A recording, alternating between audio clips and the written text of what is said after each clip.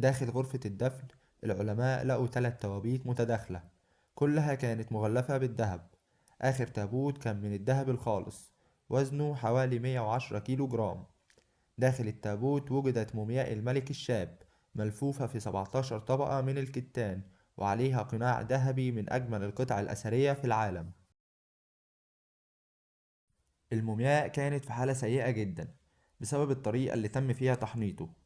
دراسات الأشعة المقطعية أثبتت إن الملك توت مات وعمره حوالي 19 عام.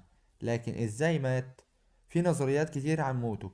البعض بيقول إنه مات في حادث عربة حربية، وآخرون بيعتقدوا إنه تسمم أو كان عنده مرض خطير.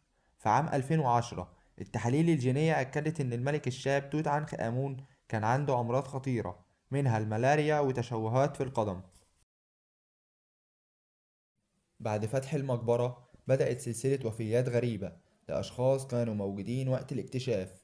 اللورد كارنارفون ممول الحفريات مات بعد شهور قليلة من اكتشاف المقبرة بسبب لدغة بعوضة تسببت في عدوى قاتلة. الناس وقتها قالوا إن ده بسبب لعنة الفراعنة، خصوصا إن المقبرة كان مكتوب عليها تحذير بيقول: سيضرب الموت بجناحيه كل من يقتحم هذا القبر. لكن العلماء بيقولوا إن الوفيات كانت مجرد صدفة، أو بسبب فطريات داخل المقبرة أثرت على صحة الباحثين. بعد 100 عام من اكتشاف المقبرة، لسه أسرار توت عنخ آمون مش كلها اتحلت، لكن اللي نعرفه إن حياته ومماته كانوا غامضين بقدر ما كانت مقبرته مذهلة. لو عجبك الفيديو ما تنساش تعمل لايك وتشترك في القناة عشان تقدر تتابع حكايات من تاريخ مصر القديمة.